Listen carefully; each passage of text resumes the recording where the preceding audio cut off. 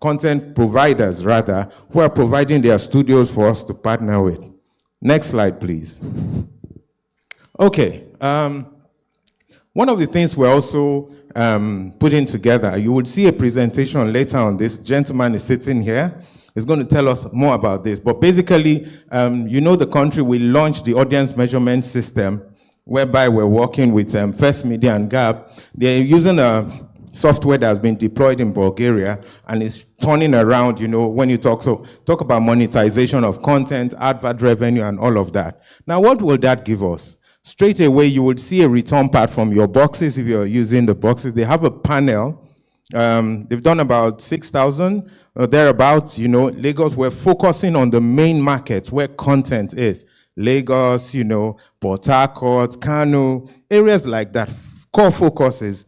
They will set up all those panels and get a return part. So for the first time in Nigeria, rather than use the entry method where, you know, the pen and paper, you will have a scientific measurement where content producers, the advertising agencies, you know, all of that branding, they would know where to put their money because there's measurement as to eyeballs, who is watching what, the demographics, whether it's the young or the old, how long you spend on a program, all of that. And of course, we'll scale it up later, you know, cross-platform audience attribution system, regional panels, you know, to tell us who is watching what, whether you're in Lagos, what do the people in the north watch the most, what platform, is it on radio, TV? We would have all of those analysis, you know, down the line. Next slide, please. Okay, now talking about the channels, this is what we want to do. The president has been, honestly, as a media person himself, has been very magnanimous to give us some funding for us to be able to put this together. So what have we decided to do with the money? We decided to set up 10 channels, which will, you know, so just think of it when you go to those studios and you produce content. It will fall under one of this, right? And I will go through the channels in a bit. You have the educational channel, which we're not very strong on at this point. Of course, there are some people, Nigerians, doing fantastic job on YouTube. We want to bring it down to the level that it will be able to get to everybody, even if you don't have an internet connection. So you have an education channel, you have a comedy channel, a sports channel. On that one, you should watch out for it because there's, I am aware, there's a lot of engagements going on right now to bring sports, live sports, Nigerian sports and all that. You would see it live as it's being aired. So it's not, even for some foreign content, you would see that also go on there. Kids and young adults channel will come in, shopping channels, then the Nigerian thematic channel. Basically, it's everything good that has happened in Nigeria from 2014 till date. Everything good, whether you're a hero, Queen Amina, you know, even the young guys who are doing creative things right now, wherever they are, those who are able to raise massive funding, you know, for what they're doing, whether it is in tech or whatever, you will find that on that channel. So it goes down all the way to 10. Now, you see, some of these numbers, like I said, were taken from research. You know, the valuation, industry valuation of the Nollywood and the contribution to Nigerian GDP is all stated there. The revenue growth, how this would impact on the economy. We looked at it, maybe when we share the slide later, you would see some of it are listed down there. The sources we lifted them from, whether it's PwC's report over time from 2021 to 2023, all of that is where we got these revenue projections. Next slide, please. Next slide. Okay, all right. Now, what we want to do, when I use the word create the market, is to first create a neighborhood of channels in the first instance. What does that mean? The entire 60 to 100 channels is supposed to bring everything into one place. Whether you have money for subscription or not, whether you can afford internet data is irrelevant. You have a TV, you can plug up to it. All you need to do in that case is the first cost where you set up your dish and the decoder, or if you have a TV that has the satellite-enabled function in it, you just put up a dish and you get all channels all at the same time. So what we want to achieve with that is strategic grouping of free-to-air channels in one platform, right? We would organize those channels, like I said, by genre, by language, regional channels, news channels, community channels, and of course, there will be a dedicated space for content producers. So it's basically just give anyone, anywhere in Nigeria, the platform to be able to leverage your content and let competition thrive. If you're very good at what you do, Nigerians see it is going to bring in new monetary schemes. So you don't even have to, as a content producer, go the way we presently do, where you take the risk, you get funding, whether you borrow from the bank or you use your family resources, you put together content, you pay artists, you do the shooting, editing, post-production, all of that. Then you now turn around to go buy airtime to air it. What we're doing is to take that all away, instead create the markets and let everybody, so that you, as a content producer, you focus on what you do. The bankers, the investors will come in. BOI gives funding to a lot of these creatives, and the industry will thrive, basically. So there's so much we want to achieve with all this. Let's go on. Next slide, please. All right. Now, one of the things we didn't do very significantly back in, for the DSO, was that we didn't start with a massive nationwide awareness campaign where people knew what DSO was about. By DSO, sorry, I keep using acronyms, it's digital switchover, right? Now, a lot of people were not aware what it meant. They don't understand the benefits. Some people just felt it was just another decoder that was being brought into our homes. What was in it, what will come to them, they had no knowledge. So what is happening is that we're going to roll out a publicity and marketing campaign. It's going to run from between a year to 2 years, basically, talking about what DSO means. I'll give you an example. When it was done in the UK, the campaign started massively. They even created a mascot. And when you see that mascot, the same way you see some, the Apple sign, you will know it's a Macintosh product. So they created that, and whenever people see it, whether you're the old, educated, non-educated, you're young, you ask questions, what is this? And you get answers to it. So basically, we'll create awareness that will be targeted and on several phases. The awareness phase, preparation, migration, post-launch reinforcement. So unlike what we did then, where we had to go state by state and start talking, this will be countrywide, nationwide. You will get an awareness of what you're getting, how many channels, what benefits it will be, whether to the creatives, to the country, what kind of channels you will see, And the good thing is that we're going also by the way of free TV app, so you can even stream it. And, I think this will bring more sense to the telecoms to be able to create a product where they don't bill you the way the expensive way you use data now. There will be a very reduced, near to zero cost, where you can view these channels without paying as much as you do for data, because then it creates another revenue stream for them, eyeballs and all that. And a few of these telecoms are also getting into the television market. So it's a product for them, to be lower, and of course we'll have nationwide reach. Next slide, please. So this is basically what is going to be free TV, the channels. It doesn't mean, these are just the channels that we're grouping right now, the 10 compelling channels. It doesn't be, so like I said, okay, I'm being told I have 2 minutes. Sorry, that's why I'm trying to move so fast. These are the 10 channels that are going to be there, but of course, they're in existence with our partner stakeholder, NATCOMSA. There are existing channels that we will pull, group strategically, and place on that platform. And it will be available on all these devices. Now, this is what we have in mind. You will see that there's a 20% annual content premium growth we're projecting. That means the content development will grow. You will see advertising income will grow, and the impact on the economy and all that. Next slide. I only have 2 minutes. Next slide, please. Okay. Now, it will be, so what are the timelines we have in mind?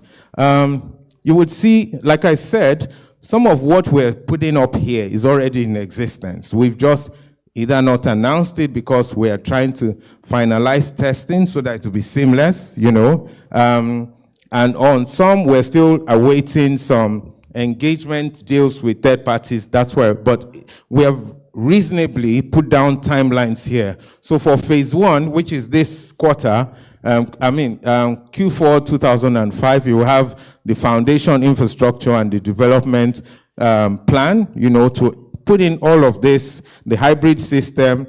The app is already being tested, like I said, and in a few, for all you know, before we're done with Africast, it will be, you will see a showcase of it. It actually works right now on your mobile phone, but it's still in the testing stage. So put in the foundation and the deployment.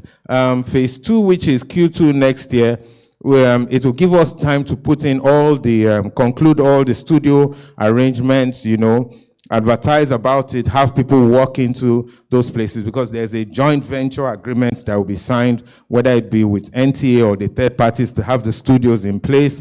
The app also, that is also being completed. We need time to have those 10 channels running. You know, all of that will come in phase two. Phase three, that is a critical point for us, because that's where we will have optimization and analog switch off rather.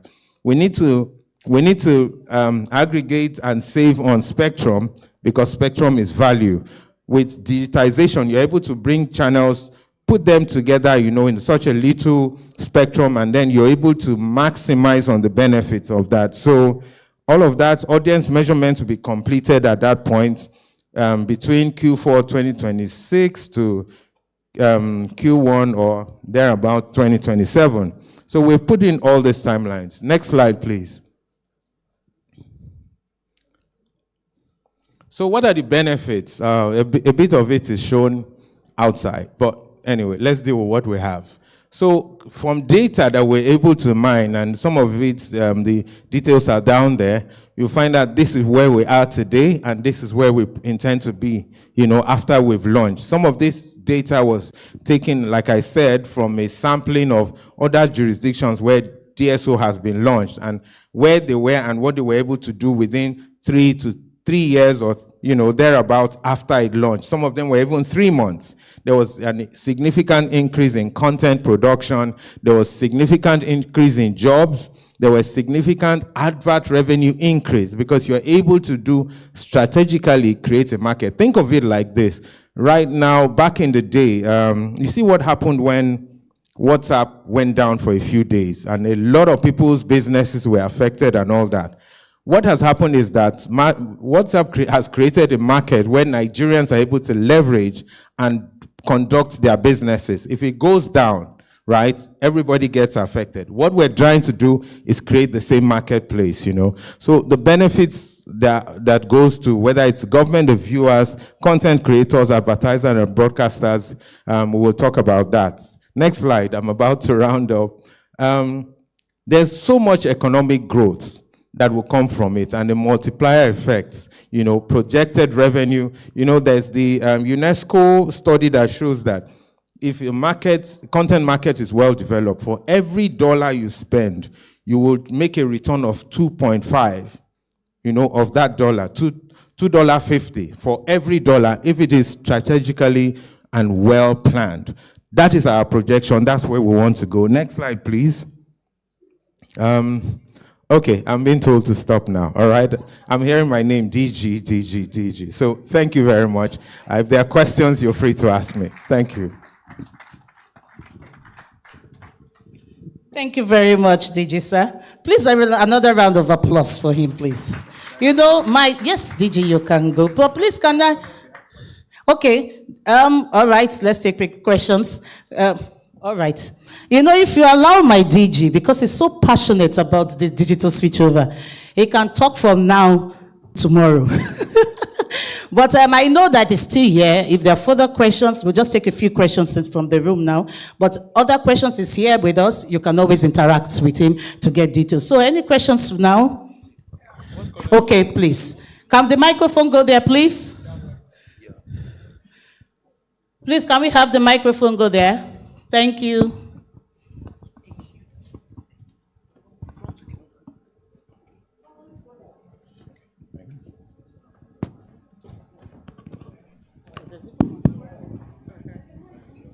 Thank you very much. This is something I'm also very, very passionate about. I'm sure the NBC team knows that. Thank you for this insight. And you agreed that, or you also alluded to the fact that there has been a lull in DSO with all the hype that was on earlier. Just a few clarifications, sir. You talked about going to the studio and create content, designated studio. How about capacity building? This era of citizen journalism, that everybody is a content creator. How do you ensure that quality premium content, like you said, will be created? And then you also clarified the issue of the internet service providers. Do you have partnership with them? Because the way we have it now, apart from the epileptic nature of our internet, still quite expensive. So if we want this content or want to be in the market, you need to tell us the strategy that you're going to use in that regard. And I'm also, let me finalize with the issue of the children's content that is in your lineup. This is a very specialized area. That is where capacity building also comes. Let me stop on that for now. Thank you.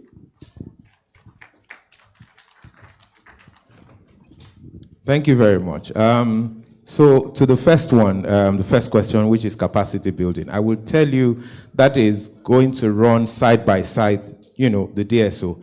Already we're engaging with people. If you see strategically what we're trying to do with Africast, we're bringing all the conversations here. It does not end here, right? We have relationships with platforms, content producers, and all that. We will keep, it's going to be a continuous engagement. So even if Africast ends, you will see a lot of activity going on. Strategically, we've planned. There are some that will be quarterly, there are some, and we would announce it. The Africast channel has come to stay, right? You will see a lot even on our website. So just watch out.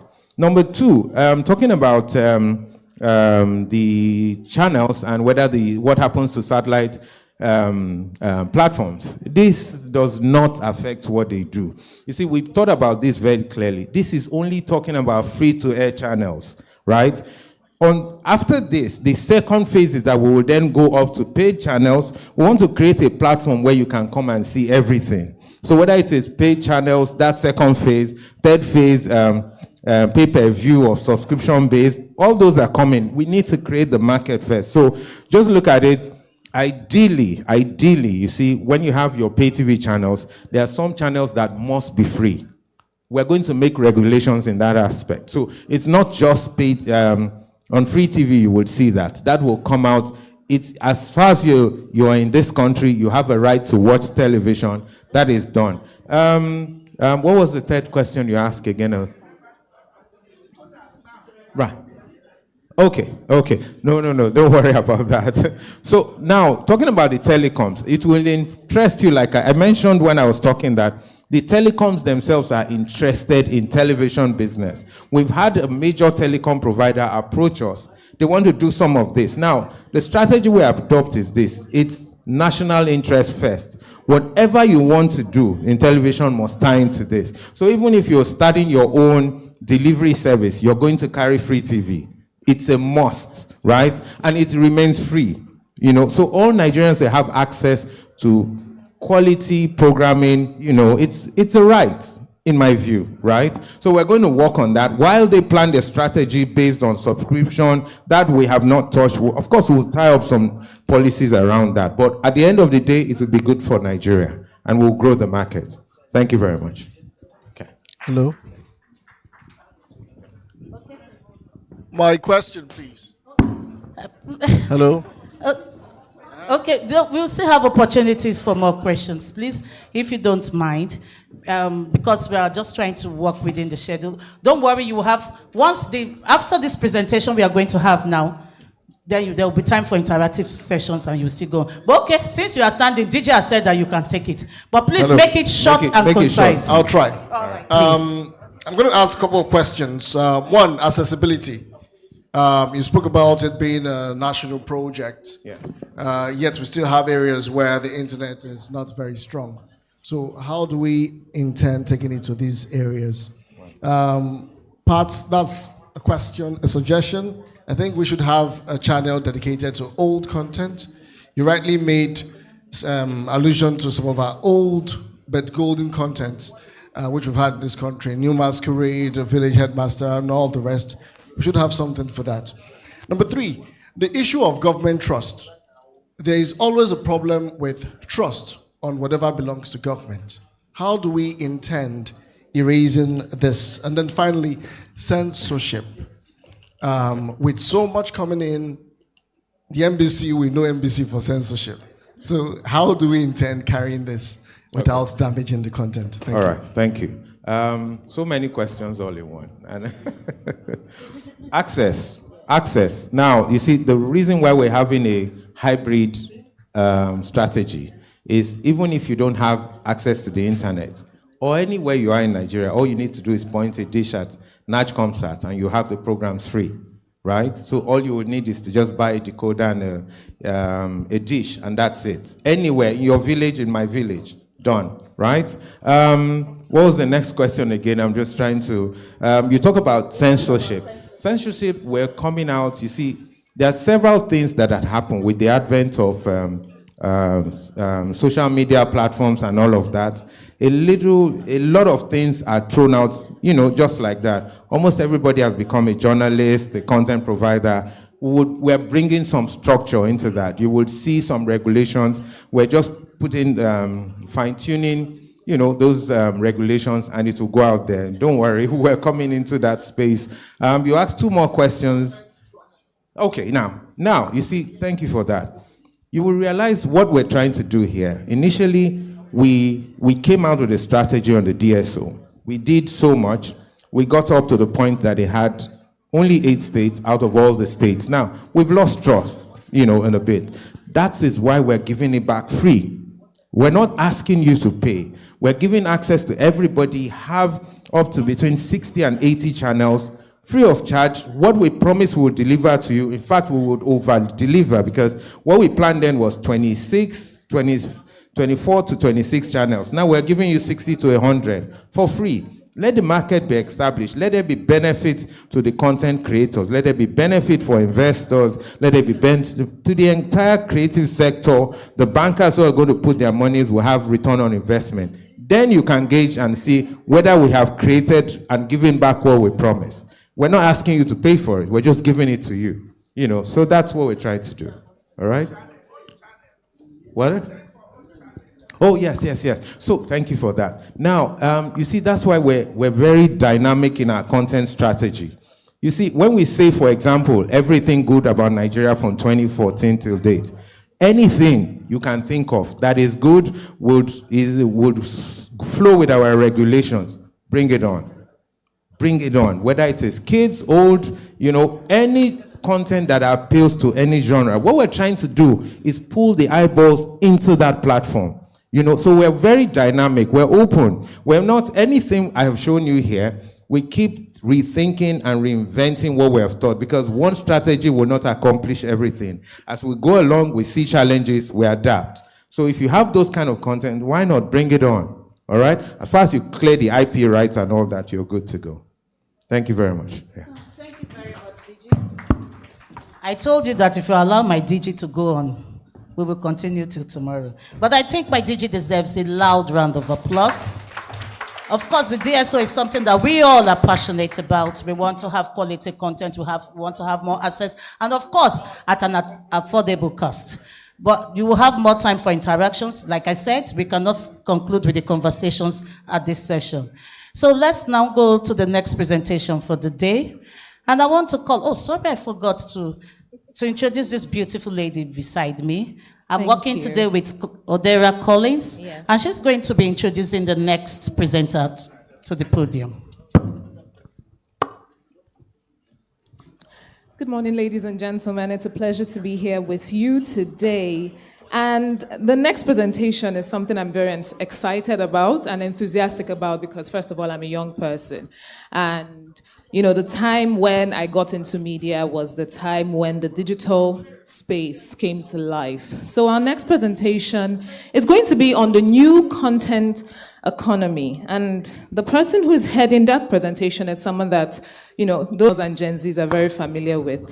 I'm speaking of the person of Bizzle Osikoya. He will be coming on stage. A round of applause for him.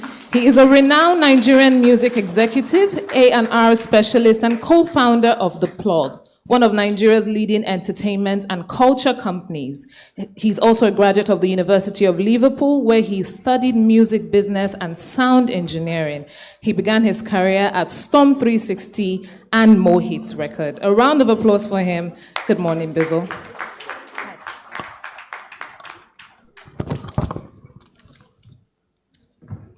Good morning, everyone.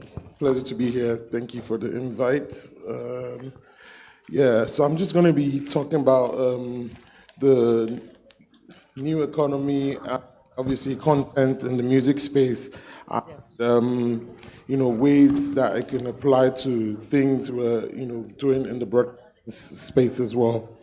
Would you please help me go to, please?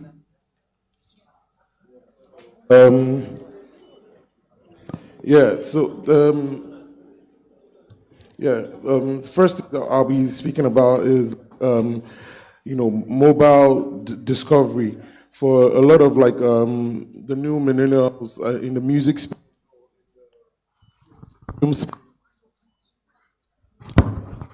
Hello? Yeah, for a lot of the millennials in the music space, which I'm very into, and the film space, most people right now, everyone discovers everything they're doing online, which is Instagram, YouTube, TikTok. And that's where a lot of things are being discovered, where, people are using short form platforms to push out content. I mean, we've seen a lot of movies now where most people are interested in the movie because of the trailers that they've put on social media to help drive it, or even for a lot of artists, it's about the music trending from just little clips online that engage people to want to go listen to the music or the artist. And then also, I was speaking about the, ownership as well, and then the cultural relevance. So can we move to the next slide? The first case I'll be using is an artist I worked with closely called CK, who had a big song in 2020, the Love 1TT song. The song had actually dropped 2 years before the song went viral, but it just happened to be a challenge on TikTok that happened to get the song, to go viral. And then, his label, Chocolate City, they engage in doing remixes of the song with different people, artists from different countries that help the music to grow and into different spaces.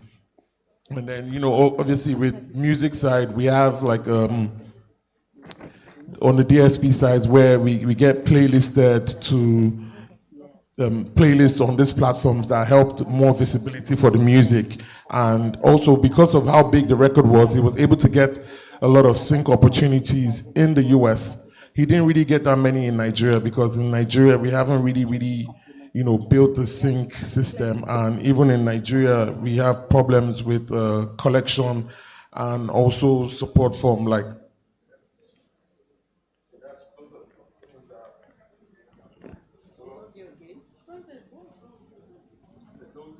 What's happening with sound? Okay. Please take the one under, please. Sorry. Okay. Yeah. So, those guys properly on this side. So I feel like if we can, support, the government can support in places where, rights owners are being paid for using the IP, it would help to make the artists generate more revenue on this side. Can we go to the next slide, please? Yeah. So, these are with CK. So, we can see 8.5% of the short form content helped, to increase the streaming, on digital platforms across the continent. And then 12.5% of the streams, came from actual fans that generated, revenue of about $45,000 a month for his music, which is a lot. And if we, all this money is from abroad, not even from Nigeria. If in Nigeria, the government ensure that the rights for the artists are paid properly and ensure that people are paying for using, playing the music on radio, playing the videos on TV, this will also help the artists to be able to generate more revenue on this side of the world, rather than all of them just focusing on monies they make from outside.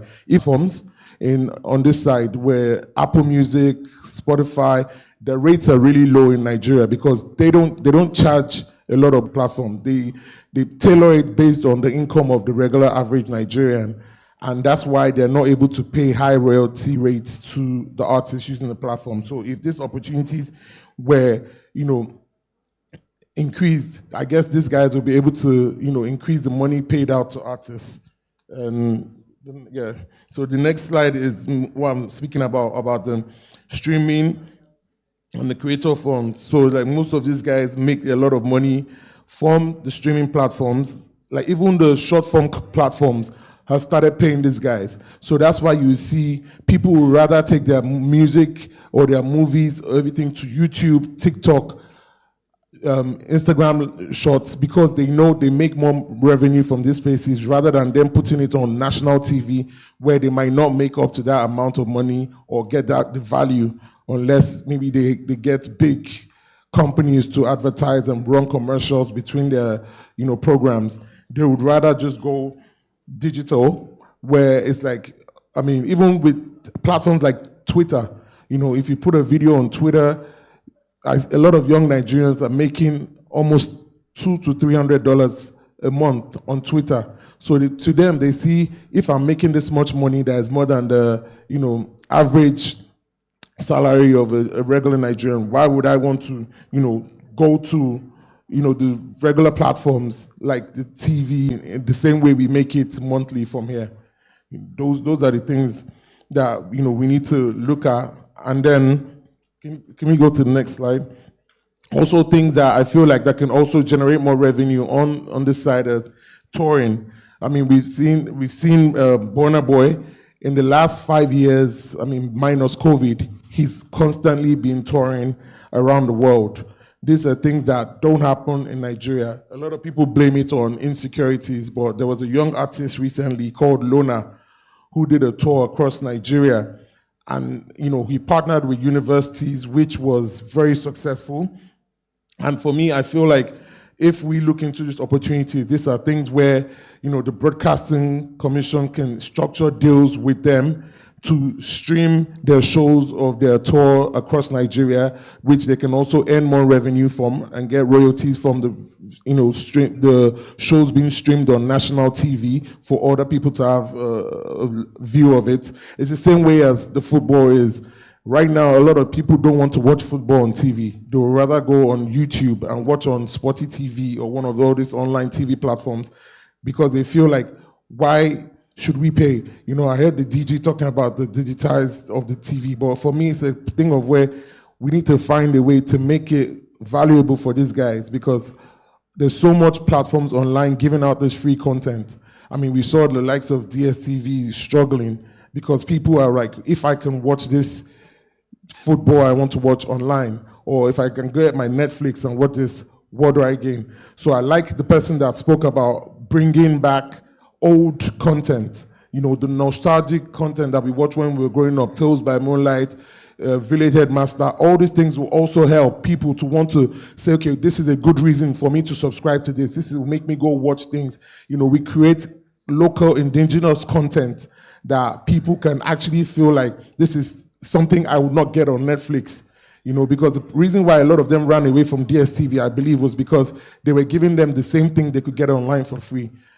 And I feel like if we look into these platforms and opportunities, there are things that would actually help, to grow this. And then the next slide, please. This brand partnerships, for me, it's like there needs to be more collaborations. For example, things like the new digitizing the TV. I feel like a lot of the young people need to come on board and partner with the young artists and the new Gen Z guys. These are the guys that are going to drive this thing, and these are the guys that are going to change the whole culture. The big digital platforms, the Metas, the TikToks, the Spotifys, they all work with the young people, and the young people think like the young people. They know what they want.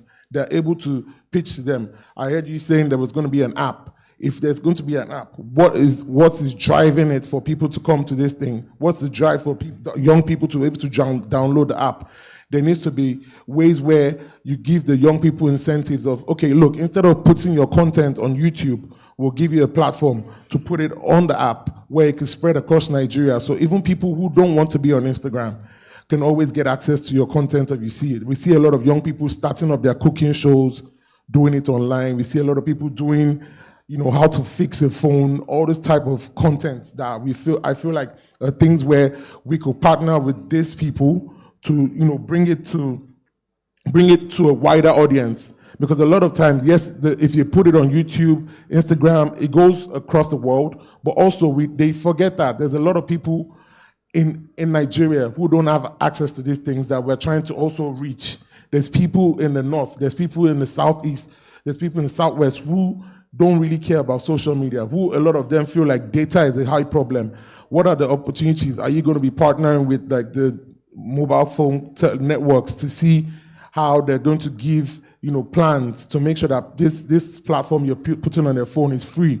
So to make sure that if this platform is free, why would I want to go on Instagram or TikTok that takes out of my data when I can go on this platform that actually puts out free content to the people to let them be able to see it and want to work with it. And then also for me, it's like the most important thing is like at the end of the day, it's like being able to, with this, you'll be able to measure what you're building. Because I feel like a lot of times the fact that a lot of people don't get involved, the younger people, you're not able to measure and see how what you're building is going and how it's affecting the society. And then my next slide, which is going to be more about IP and sync.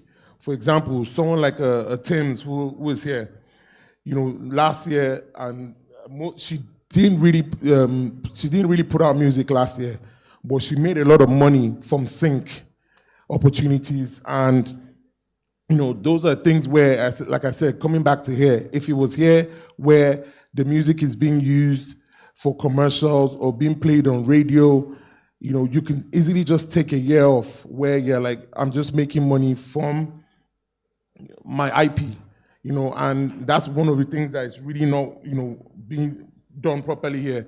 A lot of the publishers here, like that have come to Nigeria with the likes of Sony, Warner, the rest of them, they all want to leave because they're like, the money they make in Nigeria isn't worth it for them. They spend so much money setting up offices here and building infrastructure here with staff, but they don't make that much money back from the royalties they receive. A lot of them would rather just, expand across other parts and rather than just come here. So those are the things that we can do here that can help people to be able to, generate more revenue. And then lastly, the next slide, please, which is the direct-to-fan, commerce, which is things like even when the platform is launched, there are things where I used to see back in the UK and the US, telemarketing, where it's a place where they can have shows. While the shows are going on, people are able to buy merchandise. People are able to buy the pot the person is using to cook on a cooking show. Those type of opportunities are the things that they're able to connect directly to the audience, where it's a way where it's also monetized. TikTok have it right now something called TikTok Shop, where through your TikTok, you can sell every product you are wearing on your body.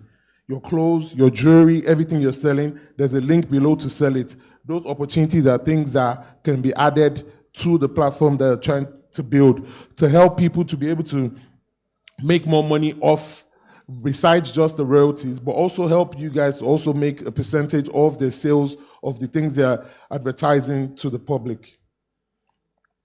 Yeah, and lastly, I feel like these are the main things that, the next slide, please. These are the main things that I feel like we need to just own.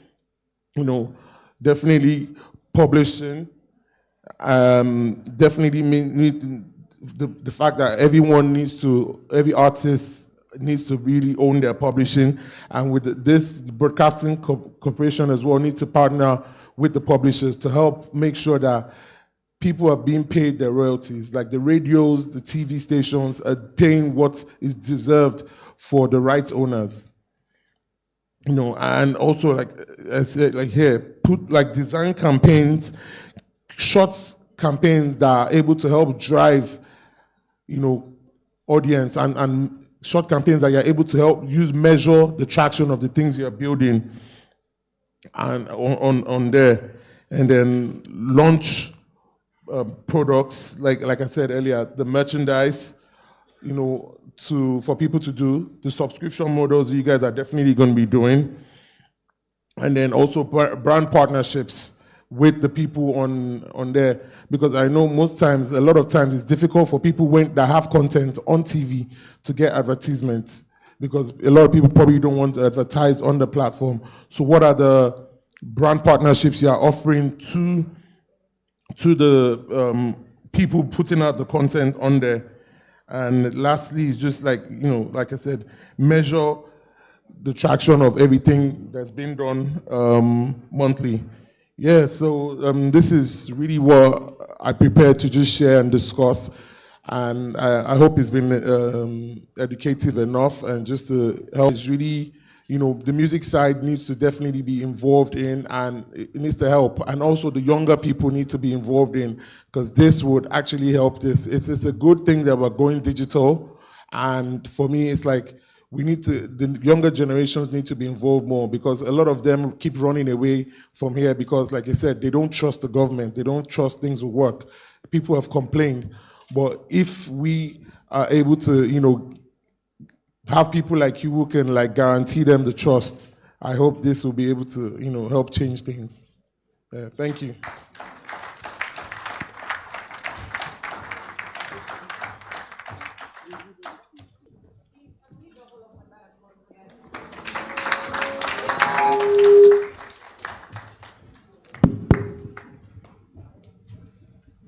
No, please. Before we go on, can we have a photograph of Bizu first, please? Okay.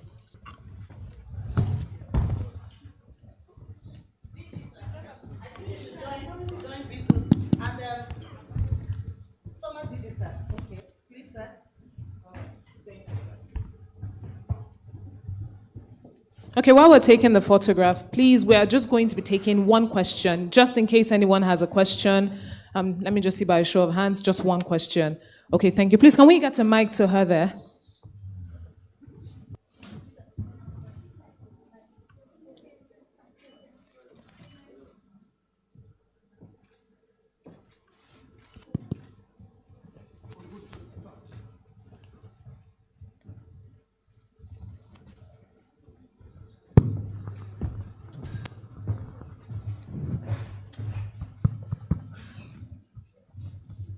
Yeah, good morning.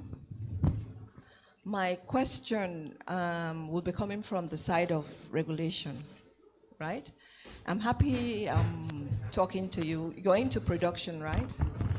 The problem we're having now as a regulator is because musically, all we see is pornography. And with what you've said, you were into productions.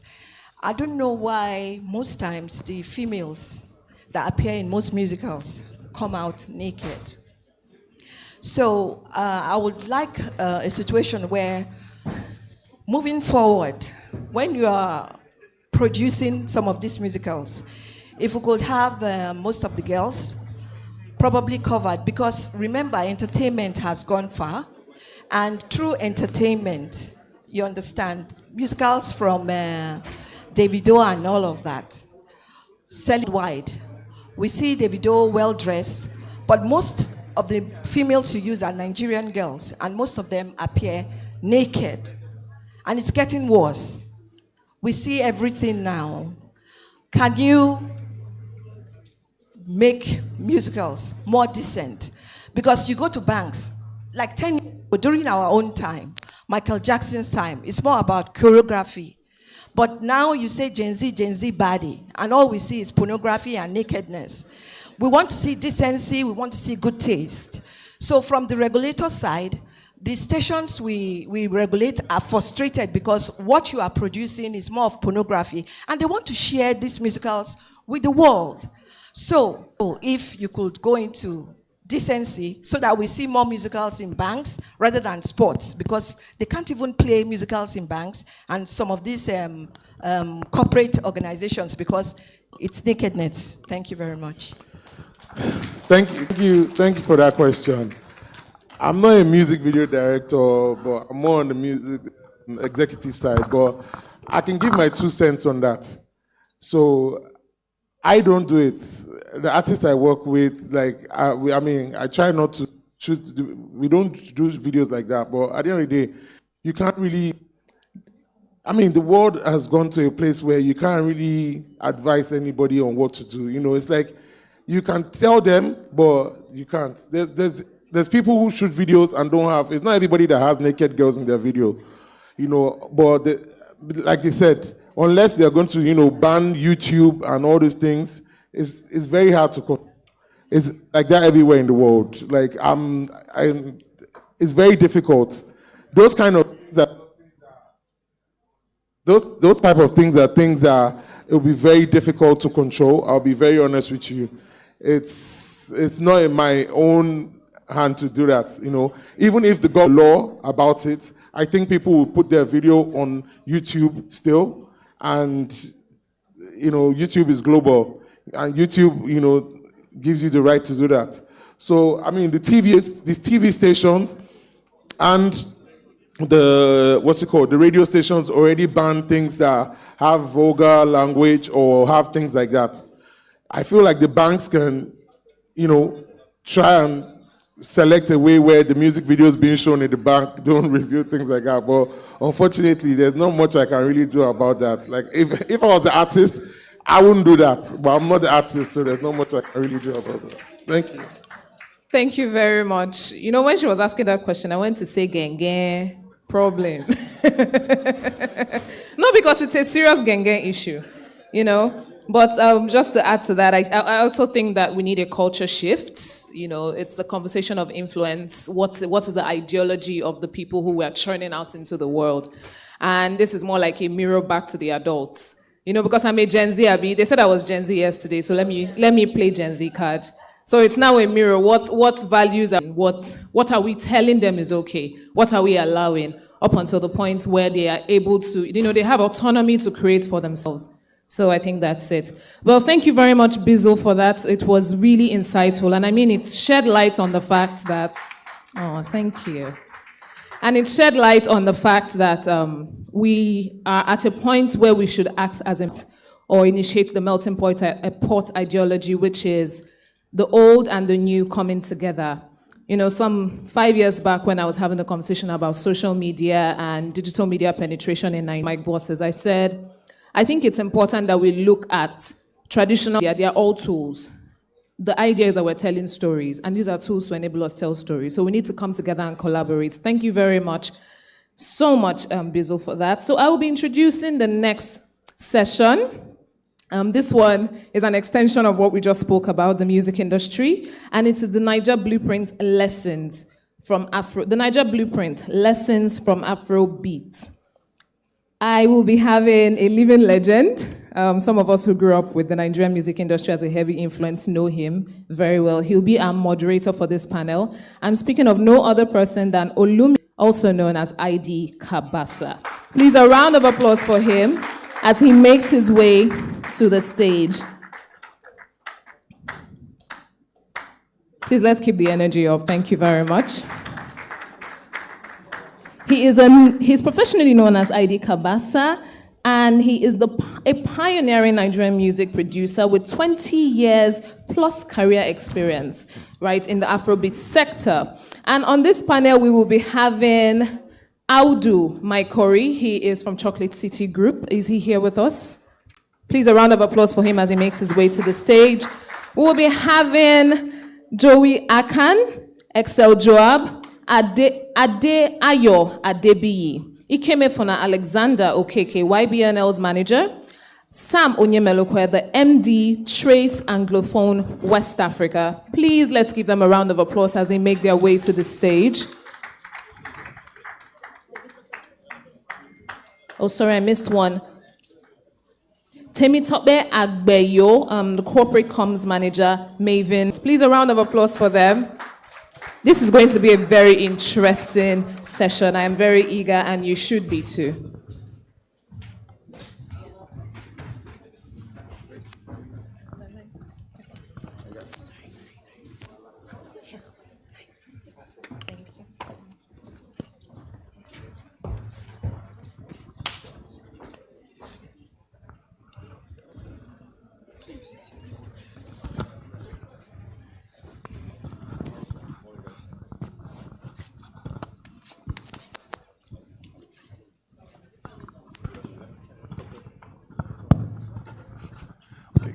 Good morning, everyone.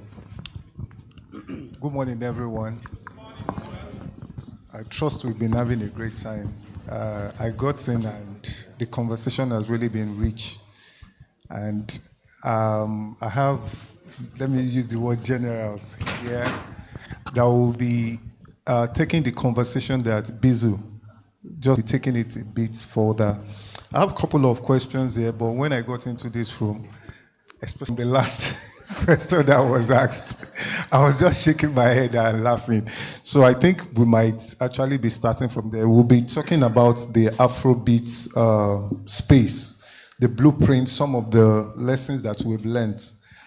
It started as a, should I use the word, an indigenous thing, and it has gone global now. So what are some of the lessons that we've been able to learn? We'll be looking at how we can make these lessons even to other sectors that we have in Nigeria and all of that. But I want us to start the conversation, and I love the fact that she asked, and though the moderator gave a very good answer when she Bizu gave an answer to it, why we can't change it, and the other lady mentioned what I think is actually the root cause, because a lot of times in Africa, we treat the symptoms, we don't look at the root cause. So when the question was being asked, I was going to answer. I clocked 50 this year, so I've been around since the 80s. Everything you see today, they were taught. We learnt it. Everything. If you use Michael Jackson as a yardstick, yeah, if you close 50. If you use Michael Jackson as a yardstick, that will not be a good example, because by the time you start seeing some of the stories. So, and I also have a problem with it. I have kids now in my house. I really can allow my kids to watch some certain kind of video. So I want us to first talk about this. That's what do we think? Because as much as we are going to learn from the good examples, let's also look at some of the things that regulators are also struggling with. What are some of the things that we think we can do now to actually help with curbing nudity, curbing, like she rightly said, porn in our videos? So okay, so, I think so far, I would say the government are trying their best. I mean, they're just so little the government can do. To quote Martin Luther King, he said morality cannot be legislated, but behavior can be regulated. So you can try to regulate people's behavior, but we're in an era where there's accessibility beyond, to a large extent, governmental controls. I mean, to what extent does government control what's on YouTube, or what's on TikTok, or what's on satellite TV? I think how they can do it is to control the platforms and not necessarily the actions of the artists. If these platforms are... Sir? No, I'm listening to you. So if these platforms are told, like their TV platforms and radio platforms, okay, no vulgarity. You make a song and you have a cleaner version that can go on radio, because you know if you take that version of radio, it won't be played. And if the radio does a mistake and play it, they are going to answer to the government. So I think the government cannot focus on individual creative because that makes it very, very difficult because there are too many. But if you focus on the platforms, you can aggregate them, the social media, the digital platforms, and you regulate those platforms and tell them that this is to broadcast, then I think that's one effective step in curbing nudity and pornographic content in our media. Yeah. No, what was funny was when he was saying the government should regulate platforms. Sam, who is from Trace TV, was like, eh? That was very funny. I mean, to answer the question, the African saying that I don't know if Gen Z knows, which is that like it's not only the parents that raise a child, but the community. Yeah. The problem now is globalization. The community has gotten way bigger. Way bigger. If you have kids who are teenagers and they have a phone, you can almost not control what they have on their phones. The safest way might not be not to even give them a phone to start with, which is almost absurd at the same time, right? I think the problem is much more than even the artists and even like the TV platforms. This is a general global problem.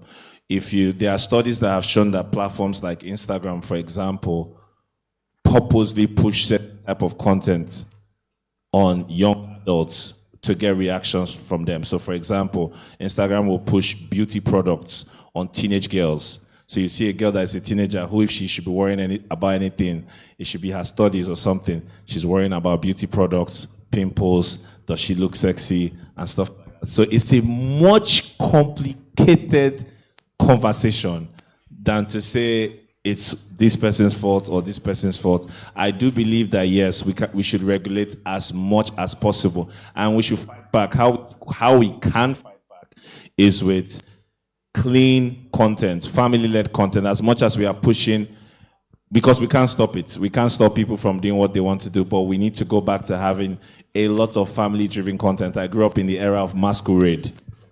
I grew up in the era of Masquerade. I love Masquerade. I grew up in Aba. The guy that played Gringory was not even living far from my house, and he was a local legend. So content like that, and I remember from his conversation earlier, DG's conversation earlier, that there are plans for that, and I was so excited about that. So that's how I think that we can largely fight back. Yeah. Okay. So let me twist the question a bit. Now you work with the record, especially when it reaches Sam. I need to answer before you twist. Yes, because there is before you also, twist, I need to answer. Now he works with Trace, so we are going to look at that. So now you work with the record label. By the way, I also own the record label, and they've said so much, which I want us to pay attention to. The part of culture, nothing that you see online that is not reflective of what is going on in our different. We grew up dodging to read Dowda the Sexy Guy.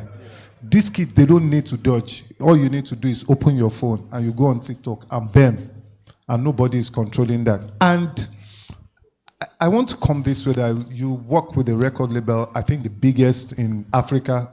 Anybody can argue that, and one of the most respected labels. But are there agendas that you look at in terms of morals to actually curb this thing? Yeah, to be honest, I think I agree a lot with like what Exela said, but just looking at it from a record label perspective, Bizu presented the other time, and we are seeing like the numbers is important, right? And just to be very frank, when Bizu was presenting, we are seeing that most of the numbers, where the money is coming from, most of them is not here, right? Now the issue of nudity, or just like content in general and control, I think a lot of times is a moral issue, is a cultural issue, which I agree, right? That it should be like some level of restraint as to like how much we're able to like just put out content that anybody can consume. However, looking at the numbers, again, as I said, if we want to make rules as to how we want, a lot of this content to be portrayed, then on the other side as well, we have to find ways whereby we make, we empower our own audience to be able to give back to the creator. I can promise you easily that if the USA now, some of the big music markets in the world say, we're not going to be showing any music video that has nudity in it, I promise you it's going to stop. Right? Why? Because the money is from there, the streams are from there, the market is there. So what we are seeing here is, right? So most of the time, the average artist that's making a music video really is not thinking too much about if we are consuming it at the bank. Do you control what comes to your station? Can you control what comes to your station and still make profit as a station? Thank you, ID, for that question. I'm going to go back to the original question. Because we're all assuming that we agree there's a problem. I don't think there's a problem. Okay? In the 60s or the 70s, when mommy was dancing disco, what did her dad say to her? Oh, this music you're going for, your dancing is too provocative. Is this that? Let's be frank. Let's not play with it. You said that a 15-year-old girl should be facing her studies. My 16-year-old daughter is very focused on her studies, but also likes to look cute. And you liked to look cute when you were 16 too, as did all of us here. So let's not be hypocritical, right? Sure, it goes too far sometimes. Everybody can agree. We don't want pornography. But thankfully, the government has stepped in long ago and made rules around that. Am I speaking well? Yeah, definitely. And we also have rules around, what are the words? Around, things that go overboard, both vulgarity on lyrics to looks on the, appearances and so on. And I think those are perfectly well done, right? Trends change. And sure, they're showing a lot of shaking and all of that stuff now, right? And it will evolve again, right? To where boys want to wear suits to look good. It will come back. Yeah. Chill, easy, as they say. So, okay, thank you so very much. I actually would have loved that we also answered that question about, because I'm a record label exec, and I know every artist you want to work with is also telling you that I want to do music that sells. And when you speak to these guys, they tell you that what sells is sex. What sells is the booze. I quite agree with what you mentioned about the hypocrisy of, we wanting to say probably a generation was better than the other. But we also need to understand that freedom, there is really no freedom. Freedom is your ability to choose what you are enslaved to. So we cannot choose to be enslaved to what we know in the future is going to destroy people and all of that. So which is why I'm asking that. Is there an agenda? Because I know there are TV stations, there are platforms. We saw a tweet by the ex-guy recently that said we should boycott a particular platform because of their stance on, the Gabriel movement. And I'm saying, is there an agenda that is driven by money to actually push these things on TV? 100%. If we've all agreed to be, in this society, we're also in a commercial and capitalist society. So what sells will drive it. It's a fact, and I will do what I can do to increase my revenues. Sure. Again, I'm not wearing horns here, so please, nobody should. But there are lines. Of course, we're not going to go into too far, right? And definitely at Trace and most other platforms, we do have our own internal checks and balances when something is too much. We've rejected videos simply based on it's too graphic. It's it's there. So but again, I think facing the reality of it. Look, there are artists who do very well off of being incredibly sexual, like a Nicki Minaj.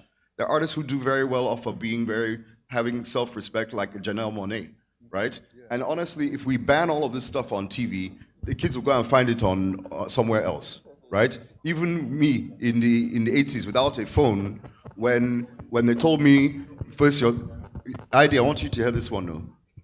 Because even me in the 80s without a phone, right? When they were telling me, somehow I found a porno mag.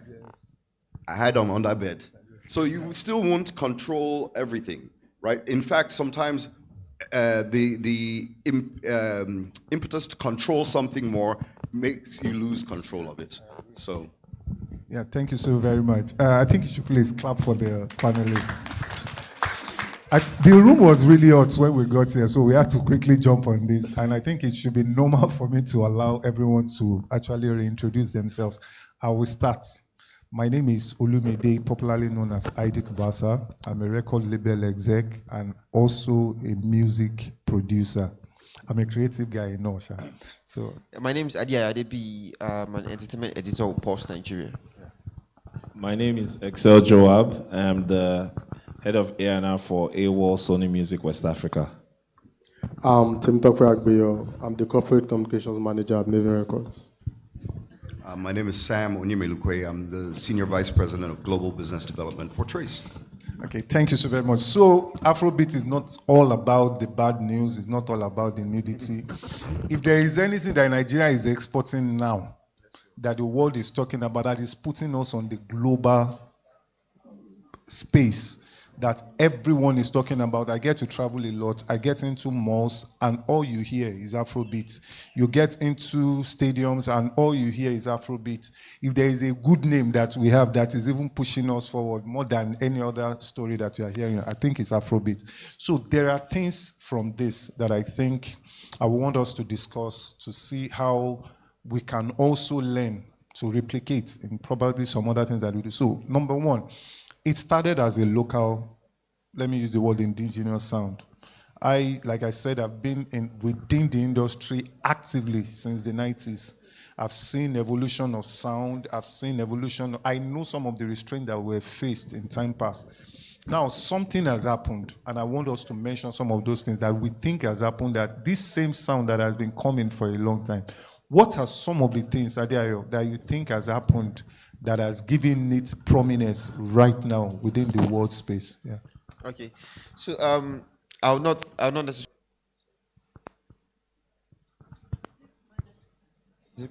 Is it better? Okay, no, I think they can hear me.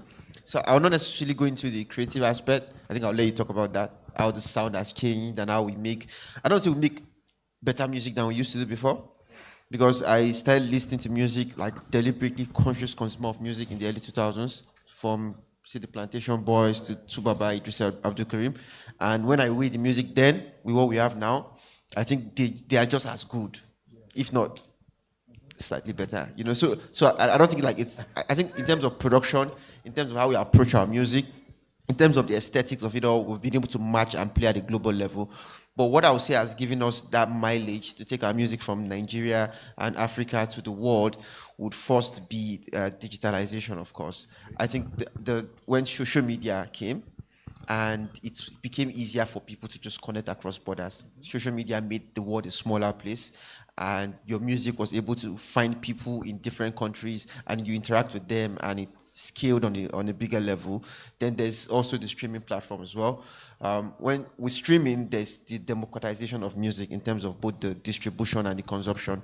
Gone are the days of, maybe radio, you have to rely on radio where it's managed, just little people can get in. Now you can wake up and put your music on streaming platform and people can listen to it. I mean, TikTok can blow it up. And also, we have to give a big credit to Nigerians in diaspora. Yeah. They have played a fantastic role in being a bridge of the culture, in helping the music to go from here to there. And the old Jackpot way, when people leave Nigeria, they take the Nigerian culture with them. And for people who find identity, music is one of the ways to get identity where you're coming from. Music, it was you were saying something, you said something, even Bankole said the same thing about how in the UK it was not particularly cool to be Nigerian, to be black. Some Nigerians were trying to claim that they're Jamaicans or Caribbeans because dancehall was popular then.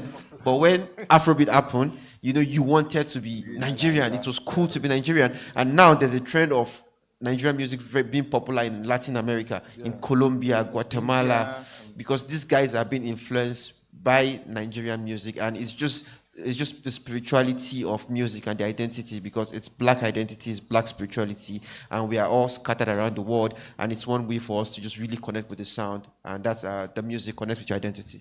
Oh, thank you so much. So I think we should pay attention to one of the things that he said, especially about the guys in diaspora. It was being termed as brain drain, but it's becoming a gain. to us right now. And which is one of the things that we also say that we need to be careful of what we are correcting. Sometimes we correct what we don't like, not because it is wrong. When all of these things started, people were complaining that people are moving. We never knew that this was what was going to, because when you go to clubs abroad now, you see a lot of Nigerian DJs that were here.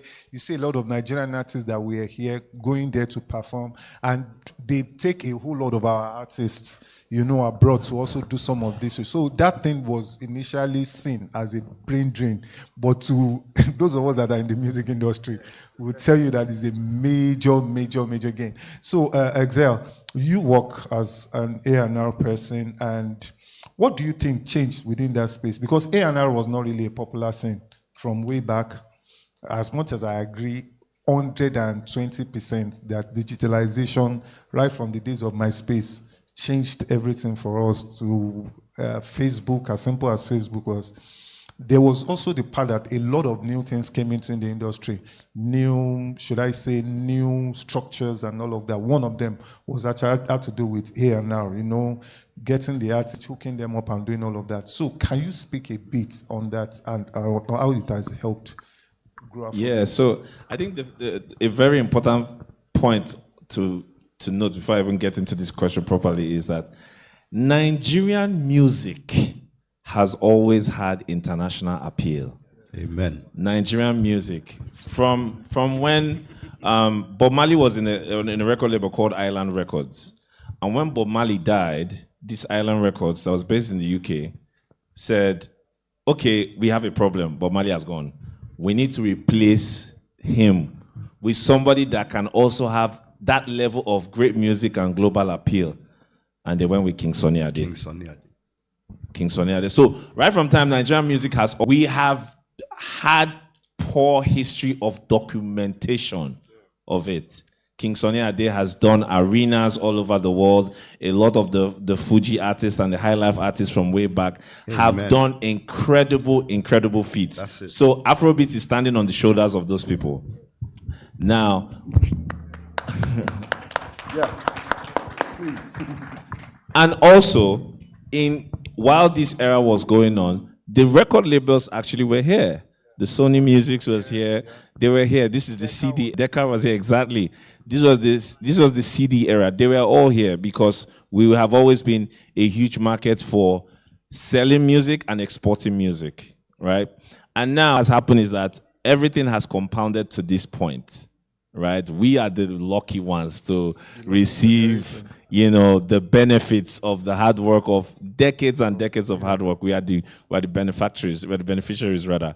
So with the current state of the industry, because it became a thing that had a lifeline and was very viable and profitable, the record labels had to probably establish themselves within the nation, right? And even aside from the international record labels, we even have the indigenous ones like Maven, who have done a fantastic years, and YBNL, who you've been a part of history as well over the years of not just creating music, but actually structuring the business, because it is a business. That's the part that I feel like a lot of times people on the outside forget, that the music business is not an emotional place. It's very, very business-like. It might be one of the hardest businesses in the world because you can do everything right and still fail. Yes. It's so painful. But the need for the structuring came because we started expanding globally. Last year, December, I was in Saudi Arabia talking on a panel about Afrobeats, and people knew what I was talking about. I was shocked. Why? Saudi.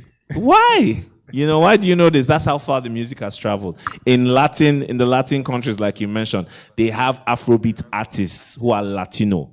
They are producers, they use our production style. I remember when Beyonce dropped the Afrobeats album and she had that song with Shatta Wale, and I went to check the producers, and it was Diplo, a white boy.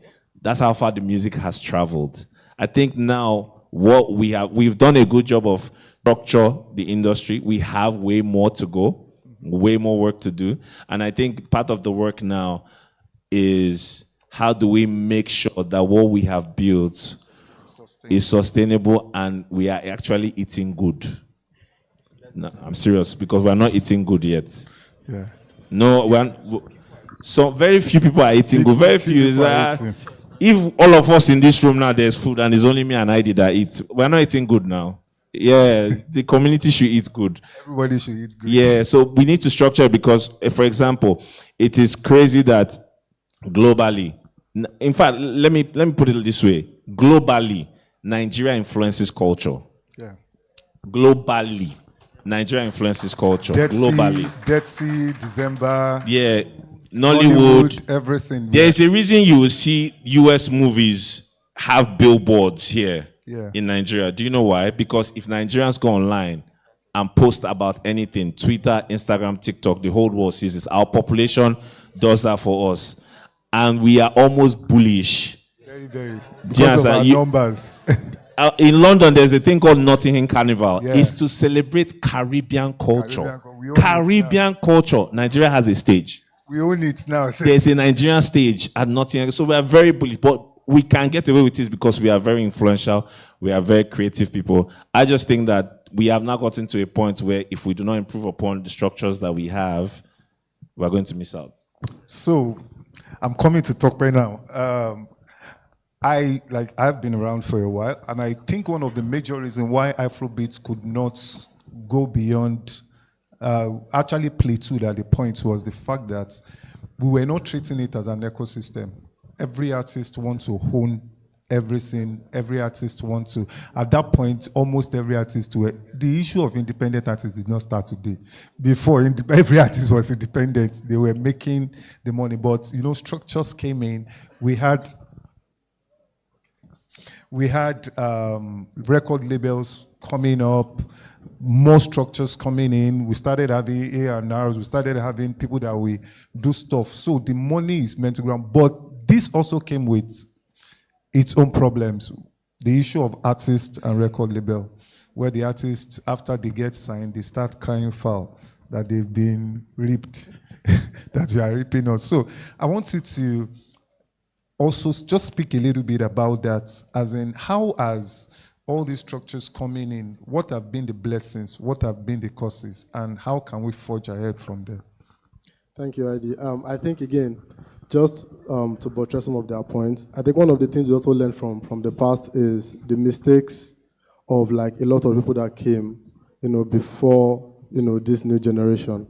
On the human capital end of things, I think most of us sitting here, not a lot of us went to schools to learn music, right? A lot of the biggest execs, a lot of the best people that are working in this scene that I know, they study a lot of other different courses in university. And learning really has to be one of the biggest things that has happened in the past 10 years for this culture. And most of us that work on the scene as executives, we had to learn a lot from the mistakes of the people that came, before us, people that were creators, people that were executives at that end. And now just translating this again into ID's question about what the structure now is and how that impacts the artists that are signed and the requests they are always making as to how contracts should be. I think the issue of contracts is a big topic. I think if we're about to cover that, it's probably going to be another session on its own. But what at least just looking at Maven, right, where I'm coming from, I think there's a lot of humanity that has to go into the process of engaging creators. It is a business, for sure, but also somebody is spending hundreds of millions believing in something that has not happened. That's always what is happening. It's an investment at the end of the day. However, just understanding that you are dealing with humans, unlike any big product, right? Music is the product most of the time is a human being, right? With emotions, with feelings. The person can change in a year, as all of us can change. So just understanding that will give us the ability to be able to maybe work better on the scene and just sort out all these problems with contracts and artists and all of that stuff. How we are going to move forward, again, I think a lot of us have just contributed to that. A lot of more learning is still needed. I think, again, as I said, a lot of support from the government is very important. Just like our institutions that are that we are building needs a lot of government support, policies as well. But again, as I said, it's a big topic, to be honest. And just to answer it simply, I think it's just to remember that it's a human business at the end of the day, and we are still all learning. It's pretty like new, the business itself, and there's a lot of learnings to be done. So yeah. Okay, thank you so very much. Okay, so at some point we had Channel O, we had MTV Base, we had Trace, we have all of these guys. I think they were the first set of guys that actually helped to put Afrobeats to the mainstream, because I could remember we wouldn't mind traveling all the way to South Africa to do some of these things. So can you just give us some highlights in terms of what TV has done over time for Afrobeat and where it is now? No, certainly. Yes, in the era of the 2000s, or the turn of the century, let's call it, music TV was critical in spreading, Afrobeats for sure. I was opportune to actually, if I have my history correct, place the first music video on Channel O, first Nigerian music video. That was Kush, Let's Live Together. Kush, Let's Live Together. That was T.Y. Bello, Lara George, etc. Yeah. And when they approved the video, they called me. They said, they took it. Normally they don't take Nigerian videos, so this was it. But things have, and I will speak about it from this direction. Music videos or any media platform plays, especially those around culture, play on the razor's edge, because on one side we have to follow culture, we have to play what's popular, we have to show what's popular. On the other side of it, we have to be always pushing and looking for the next new thing, right? And you have to have that balance all the time. And I think that that as music video or the music videos themselves, whether nudity or not, so let's not get back to that one. We started to find that Nigerians were craving our own culture, and because we're such a loud and proud people. And please, yes, I'm a full-blooded Nigerian man, even if I'm half white. So we're so loud and proud that's what started to gravitate. So we followed and led at the same time, and helped expose music, Afrobeats, Naija music, not only on the continent but beyond as it sailed. Trace right now, we operate 30 TV channels in about 180 countries, we're almost throughout the whole globe, right? And even in Brazil, you mentioned Brazil, we play a lot of Afrobeats there, and we're seen for there. But let's be very clear, the digital world has changed everything, right? We all know that, but that's old news, right? And if you don't know that YouTube is actually the biggest destination for music globally. It's the biggest music platform, available. So we've had to adapt. Our business goes far beyond the channels that people see as, kind of the evidence of what we do. But we're in a privileged position to have led some of that culture, have great relationships, and have trust from viewers and fans and the industry alike. So thank you so very much. We are actually rounding up now. I will say this, and I think we should just call it a day. They said we have less than 2 minutes. So that's like a short music video. Yeah, very short music video. Even our music are very short now. I think some of the things that we want us to just put everything together is for us to look at the future of Afrobeat is from some of the lessons that we've learned. I think we need to pay attention a lot to documenting the narratives, like Excel rightly said. In time past, we didn't document most of these achievements not that they were not documented, but most of those things were not really in this open space and all of that. We can in fact, the way I see Afrobeat will soon not be a Nigerian thing, because as we speak, we are still not documenting. And I think the major reason for that is, and I love what NBC is doing right now, that they are building platforms. Anybody that builds the platform will definitely own the people. In our chain of operation, distribution is king, whether you like it or not. Once you are not in charge of distribution, the person distributing can influence anything. You as a creative, you are a pawn. in the chess game. At the end of the day, the person that is distributing, which is where we say we might need to start building more platforms. Imagine if Spotify should shut down today, if Apple Music shut down today, what is going to happen to us? Are we building Nigerian? No, I don't even want to say Nigeria, because one of the mistakes we've made in time past is to look at when we say indigenous, when we say local, we see it from something that is inferior. But rather, I see it as our true authentic, being authentic, something that is your own. That is what being indigenous is meant to mean.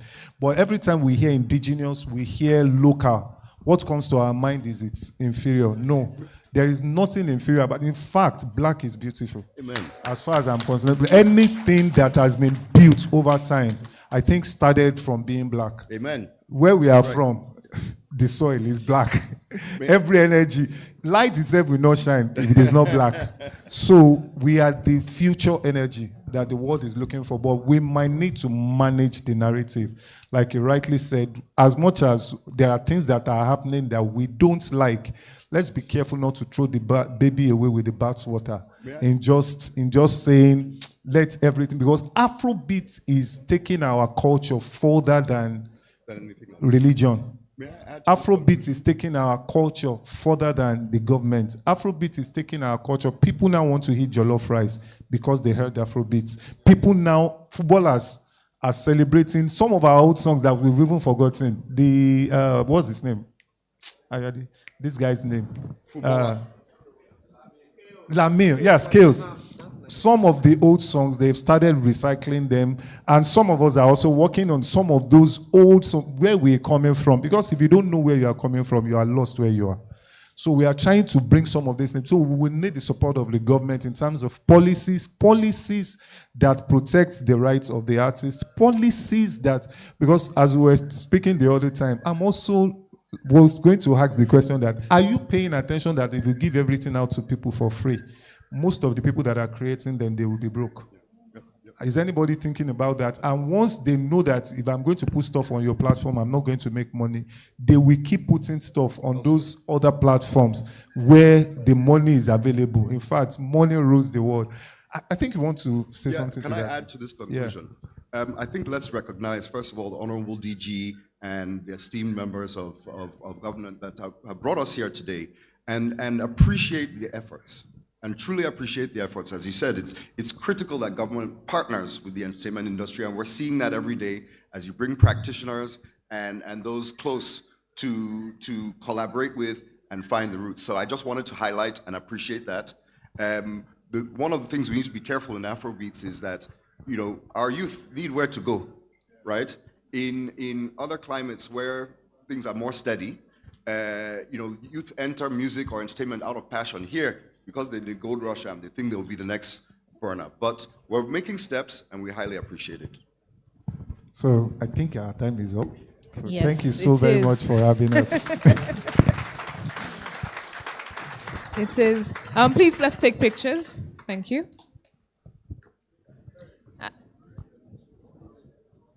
We will take questions, just pictures. Please, Honorable DG, do you want to join the picture? Thank you. So while we're doing that, if you have any questions, can I see by a show of hands? Because, Mama on pink, I love it. So because of time constraints, we're just going to be taking 3 questions. Please keep your questions concise. Okay, 2? Okay. Okay. Okay, please, can we get a microphone to the front row by my right?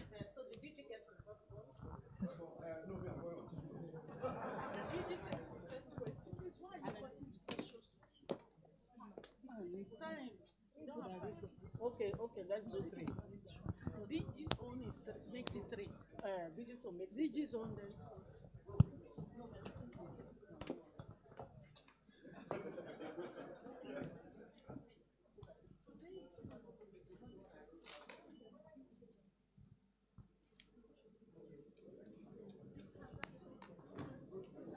Okay, please, do we have an extra mic? Yes, please, our panelists, sit down. No, we're not done. We need to answer questions. No, we need to answer our questions. Please, take it to the DG first.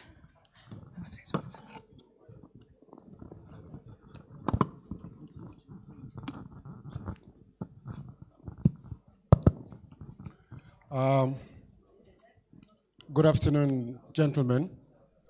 Good afternoon, audience and special guests.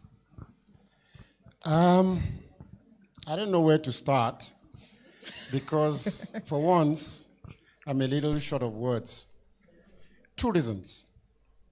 I'm impressed with the quality of discussion. I'm impressed that ID Kabasa, that I have seen his credits on albums.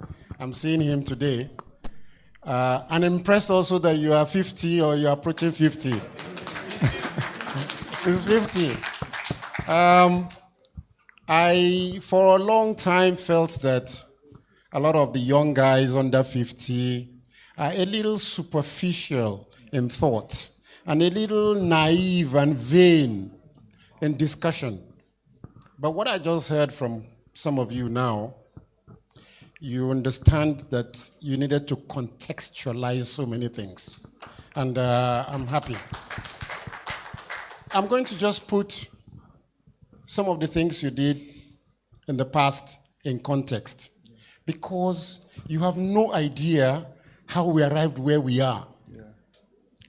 I'll tell you, I was the Director General in 1999. 26 years ago, of NBC. ID, where were you? I was serving, I think. Now, that's not even the point. The point is also that by 1988, I created Morning Ride, which was the best morning show in TV in Africa. And people came from South Africa to come and borrow Morning Ride to call it Morning Live in South Africa till today. So, how did Majek get on air? I went to the studio the day Majek was recording Send Down the Rain. He brought me a dummy. We went to the studio and sat down, and it was in Tabansi Records. Yeah. The same thing with Premier Music, with Kimono. I saw Kimono as a DJ in Gulliver's nightclub in Mushin. And I picked Kimono, and we went to Tony Muniz, and we did all the work with Dindisi to do Premier Music and Arumba Style. I was the first person that played Arumba Style on Morning Ride. You know, Kabasa, that morning, that night till 3 a.m., the bass line, tum tum dum, tum tum dum, tum tum dum, tum. Arumba Style. So, and before then, 1980, I was doing my master's degree in University of Lagos, 1980. I was 22. And I was on Radio Nigeria 2 to start the station at 5 a.m. So I left my room in Akoka, Henry Carr, and drive down to Martin Street. And I opened the station at 5 a.m. till 11, 3 days a week. JAJ was with me. Ike Mokwede was with me. Willie Egbe, Jones Usain, who were the announcers on duty at that time. And we had to decide which music to play. People will come and beg us, offer us money for us to play their tracks. I could have been a millionaire by the age of 21 because artists were ready to pay. Chris Nwandu was, much later, they were all in EMI. Keji Okunowo, Sony Music. At that time, Bode Akinyemi was EMI, right? Chris Ajilo was Premier Music. Remember, there was Joe Fabro label that Fela had problems with, and Decca. Yeah, Decca, that was... And remember when Fela played Nakpoi? Have you heard of Nakpoi? Nakpoi. And BBC banned it. BBC banned it not to be broadcast. Iken Nandaguba, you could not play a record from your house on radio. You had to go to the library to go and sign every record. If you brought a record from your house to play on radio, you will get a query. That's how, and we felt that, JJ, myself, and we sat down and said, why can we not do what Berry God is doing in Motown Records? Why can we not do it what Gamble and Huff are doing in TSOP Records? Why can we not copy Atlantic Records? We sat down and asked about all those questions. And that's how, when I became DG of NBC, when I was to register multi-choice and license them, I said, show me all your content. Show me what you want. 70 channels, what will it contain, what and what? You're going to take 20% local content, Nigerian music, Nigerian material. We didn't stop there. I asked them to pay. They paid for where we went to Richard Branson's Game Reserve, Ulusaba. For 4 days, we were creating content that you are seeing on DSTV today. All those content, then it was me that sat down after reviewing all the content and said to them, we're going to take out MTV. Too white, too metallic. MTV had Deep Purple, Jethro Tull, Robin Trower, Genesis. Those were the things that were on DSTV, on MTV. So I said, create Nigerian local channel for music. That was the creation of Channel O. In my presence, I signed the paper.